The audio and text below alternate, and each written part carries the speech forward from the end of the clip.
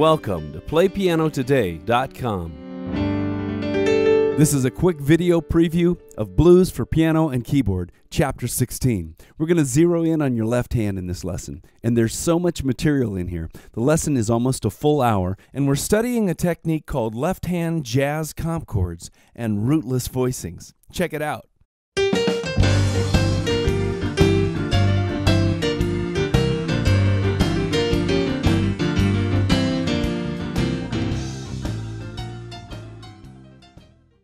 Oh, we're going to have fun today. Blues 16 builds on everything we've learned so far in the first 15 chapters. The blues course started very simply, but then as we got into some of the higher chapters, we started looking at some advanced concepts, and this chapter is no exception. Today we're going into new territory. We're going to use something called rootless left-hand voicings to blur the lines between jazz and blues.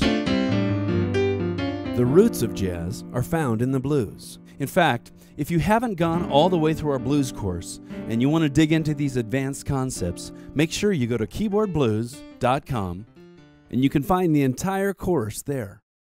Let's jump ahead in this video preview now. These rootless left-hand voicings are so powerful because they can instantly jazz up your sound. Let me show you what I mean. Let's go to the point in the lesson where we're starting to take a look at them. Now, I get this request all the time from my students.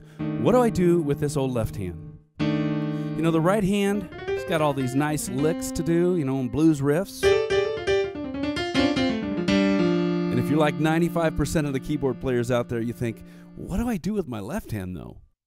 If you listen to a lot of blues and jazz recordings especially, you'll hear some left hand comp chords that sound like this, kind of funky and nice. Maybe your left hand started out playing like this, just like we did at the beginning of this blues course. But now we're going to start adding rootless jazz voicings in the left hand. Check it out. And all of a sudden, the music starts sounding maybe a little less like blues and more like jazz. And I'm not doing any left-hand bass stuff. But if the bass was playing, he might play something like this. Look at me crossing my hands.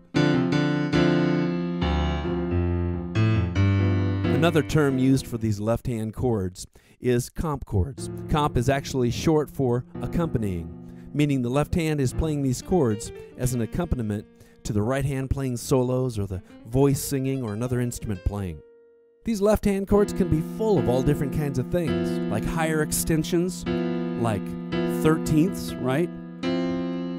Or when I change it to a D chord, it's a 9th. I don't want to throw too much out right now because we're going to go over all these concepts in detail in this lesson. But sometimes you'll have what's called rootless left-hand voicings, like this one. This is a D minor 9, and there's not a D in sight. Look at that.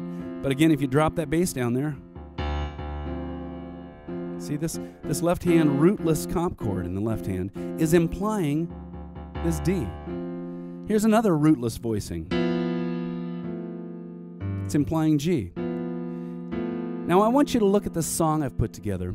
And the truth is I always have so much fun putting together songs that demonstrate these concepts. But this one is going to demonstrate a lot of those different kind of techniques. I want you specifically to look at how many left-hand comp chords the left hand plays. And then we'll take the song apart and look at it in detail. Here's the demonstration song using those left-hand comp chords. Watch out for them.